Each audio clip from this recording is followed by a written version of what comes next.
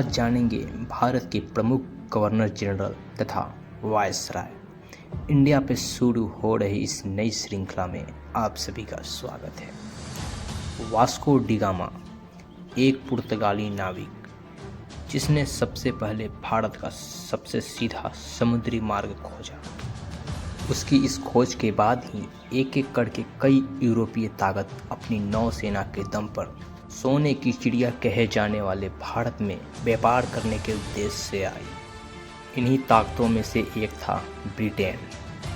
Atlantic महासागर की पूर्वी केंद्र में स्थित एक छोटा सा द्वीपीय देश ब्रिटेन का भारत पर शासन एक व्यापारिक इकाई के रूप में तब शुरू हुआ जब 1600 ईस्वी ईस्ट इंडिया कंपनी ने क्वीन एलिजाबेथ फर्स्ट से रॉयल चार्टर प्राप्त किया। लगभग 3 शताब्दी की समयावधि के अंदर ही ब्रिटिश शासन का एक व्यापारिक शक्ति से परिवर्तित होकर दुनिया की सबसे बड़ी राजनीतिक व सैन्य ताकतों में से एक हो गया। इन उपलब्धियों का कारण उपनिवेशों में स्थापित की गई मजबूत एवं कुशल ब्यूरोक्रेसी यानी नौकरशाही था। भारत पे ब्रिटिश शासन का नियंत्रण इसी ब्यूरोक्रेसी के तहत बनाए गए।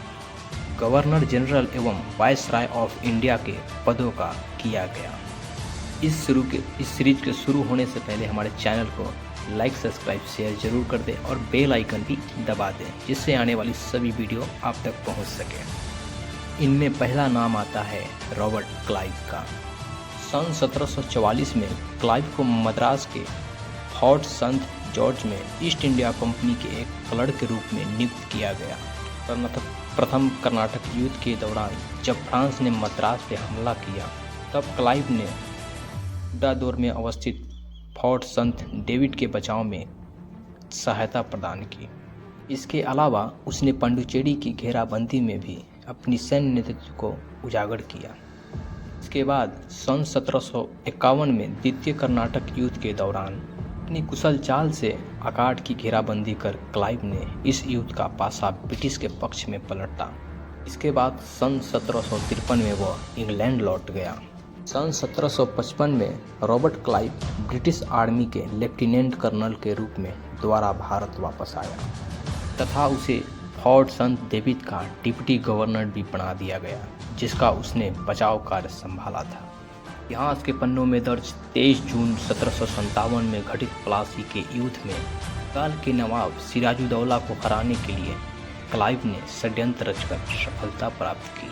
इसी में हुई इस जीत से बंगाल में ब्रिटिश संप्रभुता स्थापित होने के साथ साथ भारत को लूटने का सिलसिला भी शुरू हो चुका था, जिसके लिए मीर जाफर को बंगाल का नवाब बनाकर जिसके द्वारा पपिट रूलर का शुरुआत अंग्रेजों के द्वारा की गई। इन सभी घटनाक्रमों में क्लाइव की अहम भूमिका रही तथा उसने सन 1757 में फोर्ट विलियम प्रेसिडेंसी का गवर्नर बना दिया गया। इस प्रकार सन 1760 में वह एक धनी व्यक्ति के रूप में इंग्लैंड लौट गया।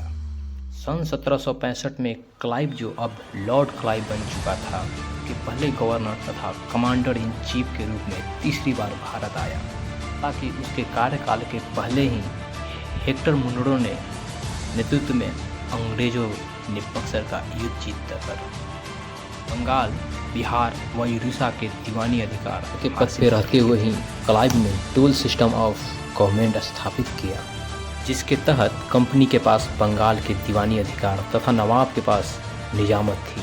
इसके अलावा उसने कंपनी के कर्मचारियों के निजी व्यापार पे पाबंदियां लगा दी।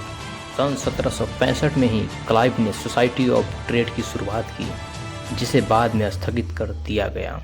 भारत में अपने इस तीसरे एवं आखिरी कार्यकाल की समाप्ति के बाद क्लाइव 1767 में वापस इंग्लैंड चला गया। इस प्रकार भारत में ब्रिटिश आधिपत्य की नींव रॉबर्ट क्लाइव द्वारा रखी गई, जो कि अपनी कुशल रणनीतियों से एक क्लर्क के पद से उठकर गवर्नर के पद तक पहुंचा। ब्रिटिश प्रधानमंत्री लॉर्ड पिट ने क्लाइव को स्वर्ग से जन्मा जनरल कहा था।